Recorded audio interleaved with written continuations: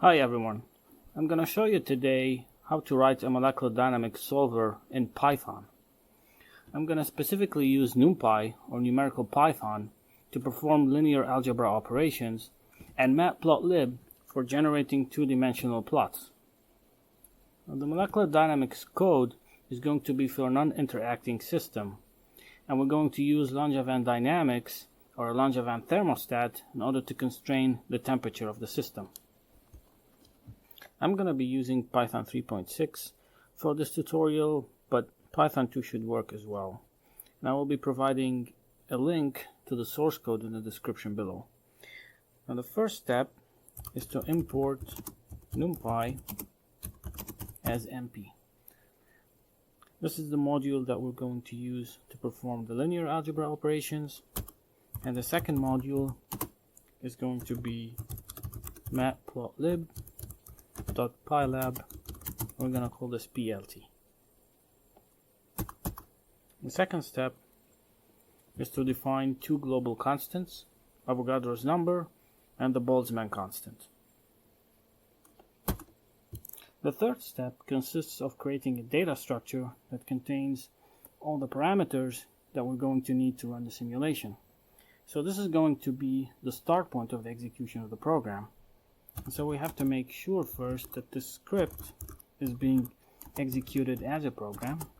So the name variable should be main, and then we can create the data structure, which we call parameters, and it's going to be naturally a Python dictionary, which contains n atoms.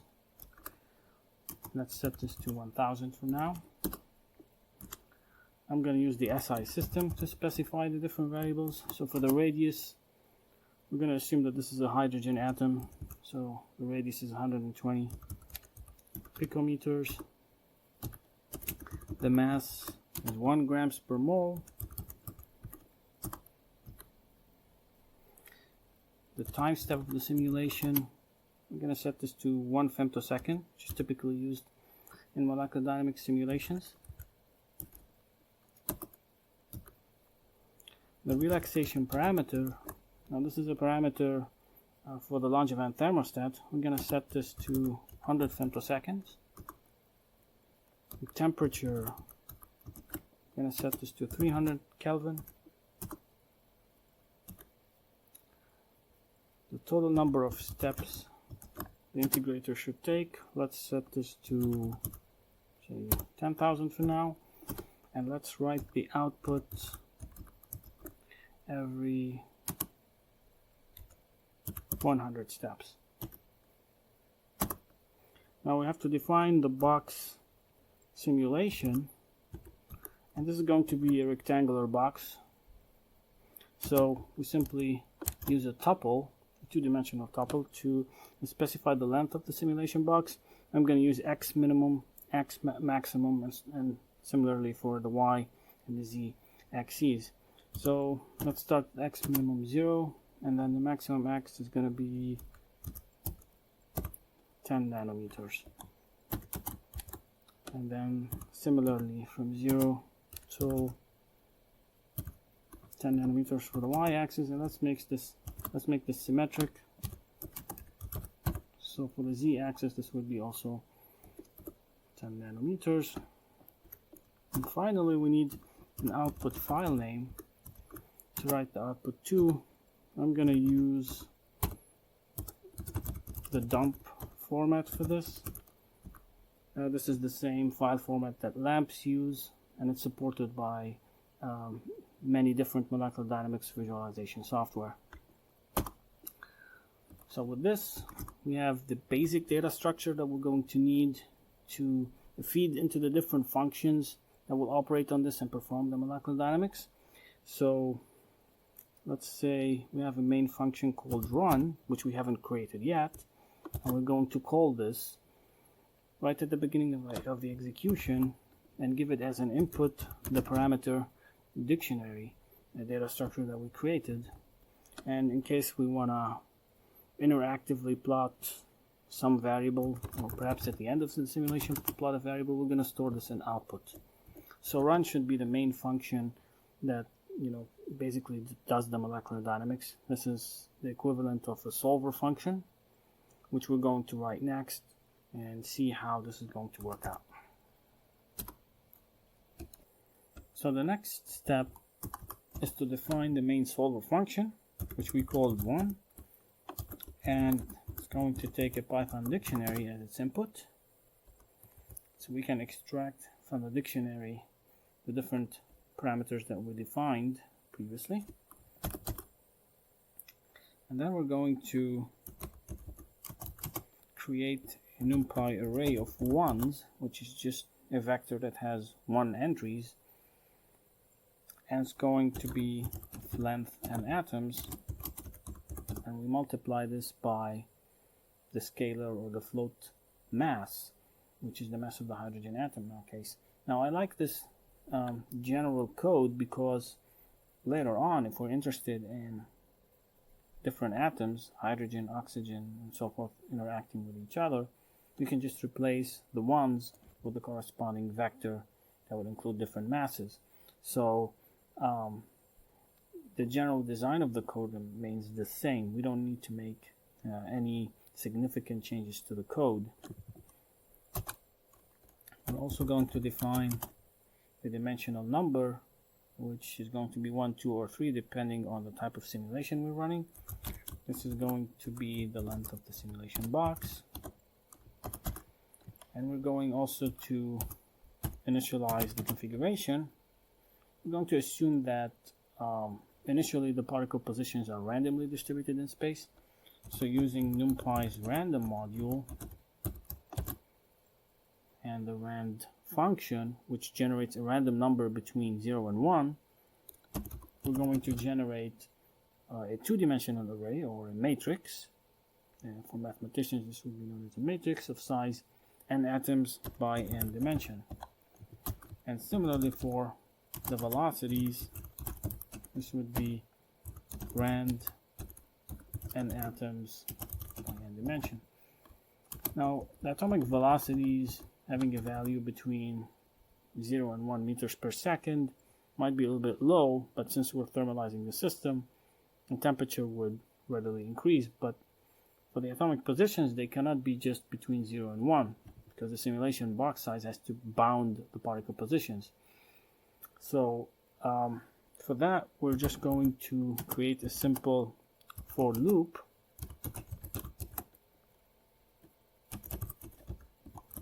going to loop over all dimensions of the system.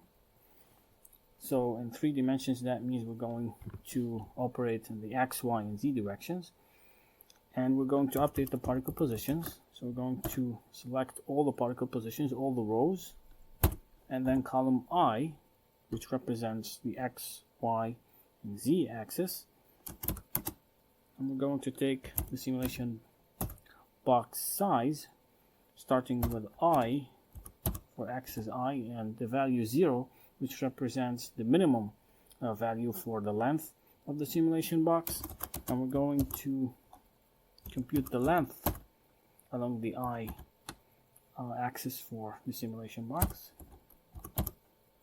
This is going to be box I1 minus box I0,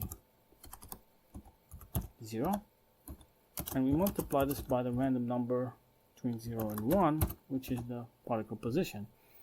So with this, we've bounded the particle positions to be within the simulation box.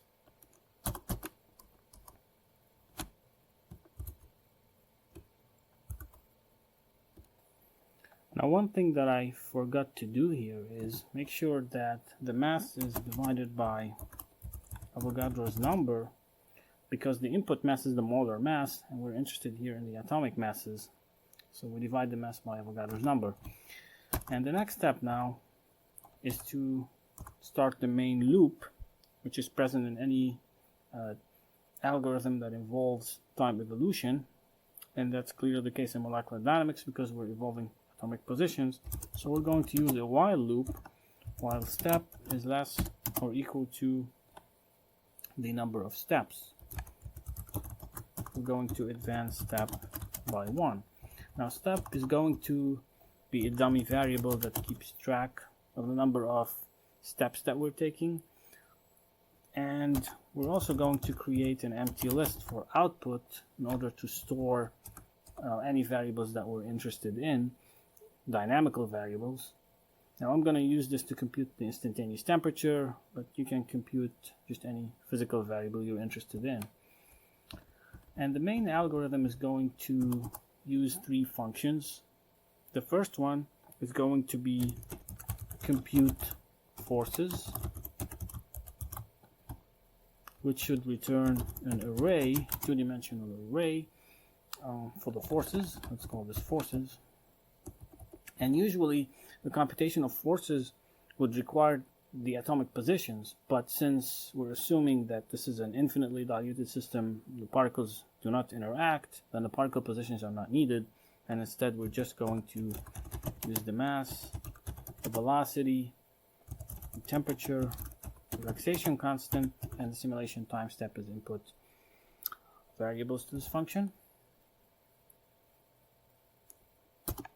We're going to define this function later on. Let's now talk about the second function, which I'm going to call integrate.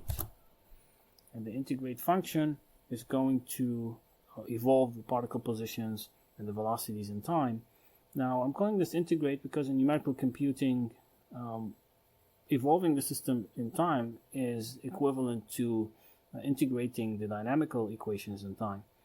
So there's a lot of numerical analysis that goes into this that I'm not going to go into, but the physical picture is that we're going to basically advance or increment the particle positions as a function of time using this integrate function.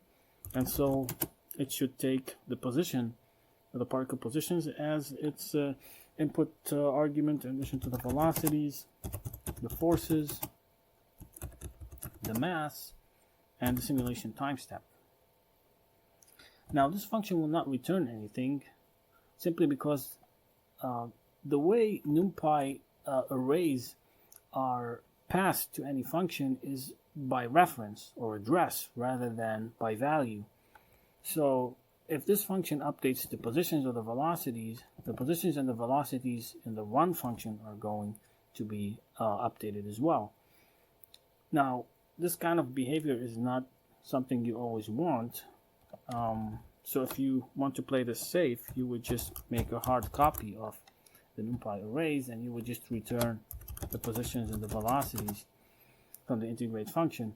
In this case, you'd be passing the position array by value, and that means you have to copy every single NumPy array. And in this case, if the integrate function does modify the velocities and the positions, then the positions and the velocity NumPy arrays in the run function will not be affected by this. But that's not the behavior we want. Instead, we want to update the positions and the velocities in the integrate function, and there's no reason to pass these by value because that just takes more memory. It's a little bit slower. So just for efficiency, I'm using here a procedural programming type in order just to make this faster. The third function that we're going to need is the one that enforces the boundary conditions. And so for this, I'm going to create a function that's going to check if there are any collisions with the wall. I'm going to specifically implement reflective boundary conditions. Usually in molecular dynamics, periodic boundary conditions are used, but I'm going to assume that the system here is finite and just enforce reflective boundary conditions. So we're going to call this function wall check, or let's call this wall hit check, and it's going to take the atomic positions, velocities, and the simulation box size. And this function is not going to return anything for similar reasons with the integrate function. It's just the velocities that will be updated in the wall hit check function. So this is more efficient than just making copies of the velocities and then returning a new array. There's an additional function, an optional one, that we could include here for writing the output. I'm not going to discuss it in this video. I will make another video for that to show you how to write the output as a dump file, which you can then visualize with any kind of molecular dynamics software. The dump file format is supported by a lot of molecular dynamics software, and it's pretty flexible and easy to use. So we'll discuss this in another video. Here I'm just gonna define these three functions, and that should complete the molecular dynamics code. Now, as I said before, I'm going to store the temperature, the instantaneous temperature of the system. And so for that we have to compute the instantaneous temperature, and I'm going to use the NumPy sum function and the NumPy dot function, which just basically computes the vector dot product, or the dot product of two vectors or two NumPy arrays. In this case it's going to be the mass and the velocities. Now the velocities, we have to subtract them from their mean, and this mean function takes the optional argument axis. In this case I want to compute the mean row wise, so velocity.mean would return a NumPy array that's equal to the number of dimensions in the system, and this is a 3-dimensional simulation. This would be a NumPy array of length 3. If it's 2-dimensional, would be length 2. And then I'm going to square the velocities, so this would be the dot product of the mass by the velocity square, and then we're going to sum all of this and then divide it by the Boltzmann constant multiplied by the total number of degrees of freedom in the system. Now since we just have atoms, they're not bonded, they're not rotating, they're just translating, so the total number of degrees of freedom in the system is 3 times n atoms. And now we're going to use the append function for lists to save the time, which is going to be the simulation time step multiplied by step, and the instantaneous temperature.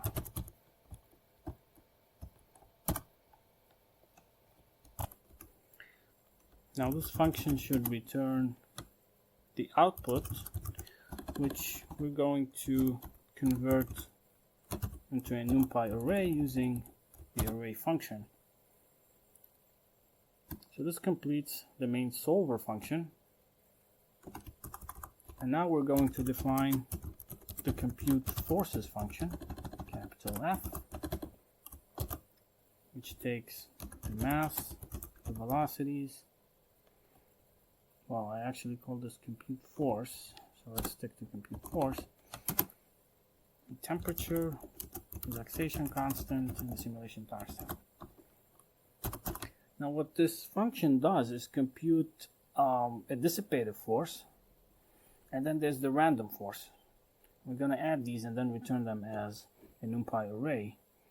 And for this, the first thing that we need to do is compute the standard deviation for the random force, which I'm going to call sigma. And I'm going to use the square root function in NumPy, which can operate on NumPy arrays. And then I'm going to give the square root function the argument 2 times mass times temperature times the Boltzmann constant, and this is divided by relaxation constant times the simulation time step.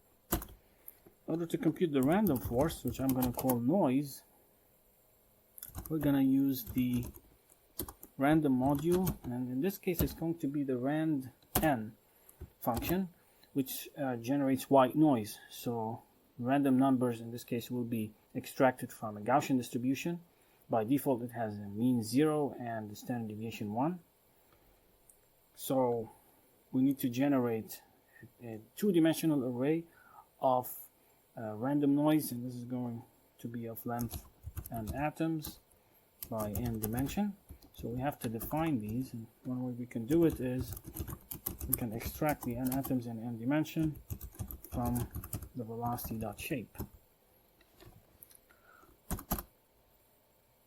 And now the next thing we need to do is multiply noise by sigma, which will ensure that the white noise, or the random force in this case, has a standard deviation equals to sigma. The force is going to be the negative of the velocity times the mass over the relaxation plus the noise. Now it's important to note that in NumPy, if we multiply the velocity by the mass, this will return an error because mass is just a row array and the velocity is an array of size n atoms by number of dimensions. So one way we can get around this, because we're only interested in scaling the columns of the velocity, we're just computing the momentum here, we can just use NumPy new.axis and then take the transpose of this. So this will make the mass row array become a column array or a column vector. It would be n atoms by 1. And if we multiply it by the velocities, it's as if we're just scaling the columns and the velocities by all the atomic masses. And so this gives us n atoms by 3 atomic momenta. And similarly here for sigma, for very similar reasons, we have to use the np.new axis to transform this into a row array of size 1 by n atoms, and then take the transpose. So the dot t in NumPy means that we're taking the transpose. Now this comes from linear algebra. If you have an array of size 2 by 3, then its transpose would be an array of size 3 by 2. Now for mathematicians, these would be called matrices, or two-dimensional arrays for computer scientists. And the transpose is a way of, you can think of it as flipping a table. If you have a tableau of data and you're just flipping it, the transpose is basically achieving this operation. It's reversing the rows with the columns. So it's a pretty useful operation in this case to achieve matrix vector multiplication. And with this we can just return the force, and this should complete the function for computing the forces. Now the second function is going to be integrate,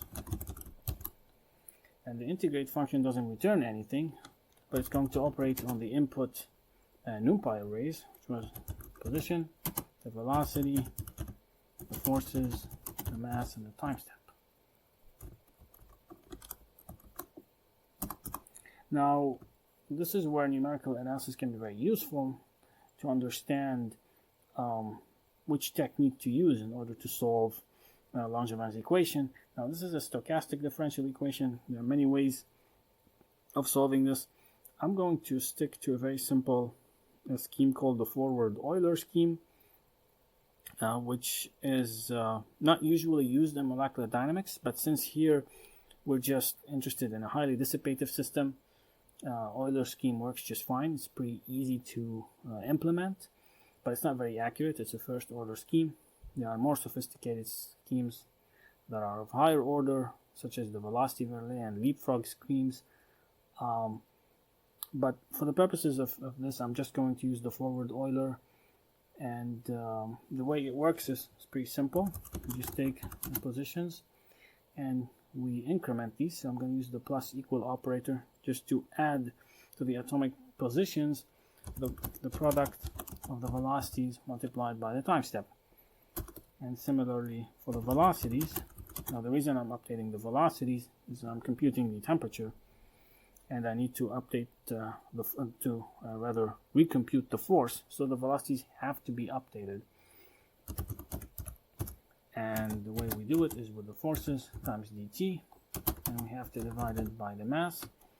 Now for similar reasons I discussed before, we need to take the transpose of the mass once it's been transformed into a 1 by n atoms array, and with this the mass will simply be scaling, or the inverse of mass will be scaling the columns of the forces.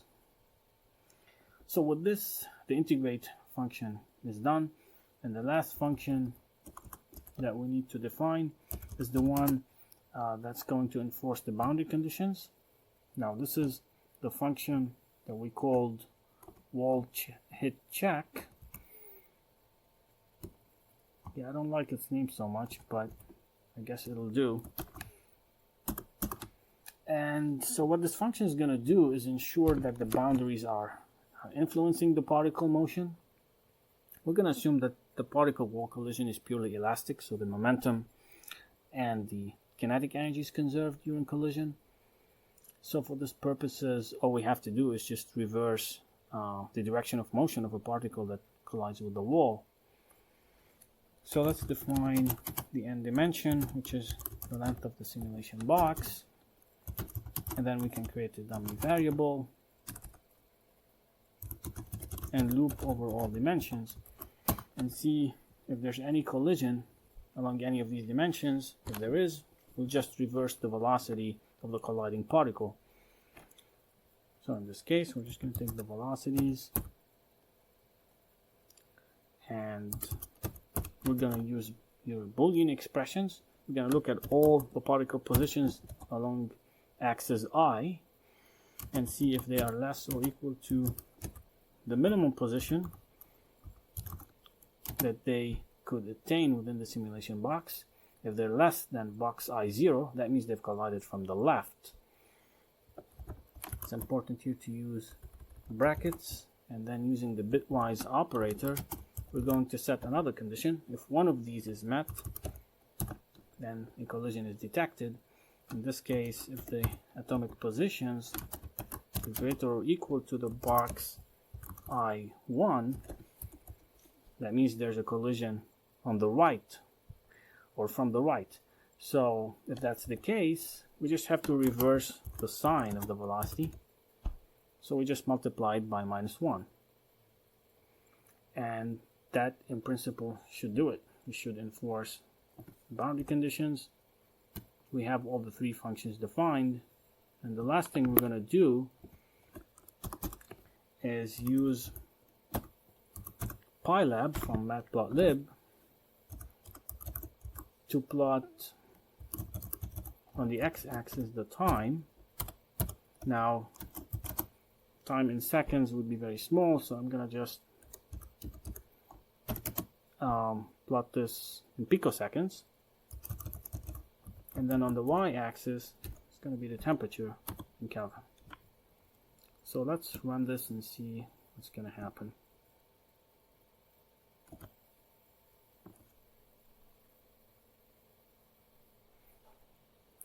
So for 1000 atoms, this looks pretty good. It was quite fast. You can see that the temperature approaches 300 Kelvin very fast. It's very close to zero because initially the atomic positions are quite small, something on the order between 0 to 1 meters per second. But the Langevin thermostat works just fine. And in fact, if we play with the relaxation parameter, if we make this, say, exponent -12, if we just increase it by an order of magnitude, you're going to notice that the relaxation takes a little bit longer. So this is why this is usually called the relaxation parameter. It has the units of time. In certain statistical physics textbooks, they refer to this as the friction or the viscosity coefficient, because Langevin's equations are used to model particles interacting with a medium. So there's viscosity or friction between the particle and the surrounding solvent or medium. But in this case, we're just using this to basically mimic a heat bath that's coupled to the system. And as you can see, it works quite well. If you're interested in visualizing this system, I will show you this in the next video.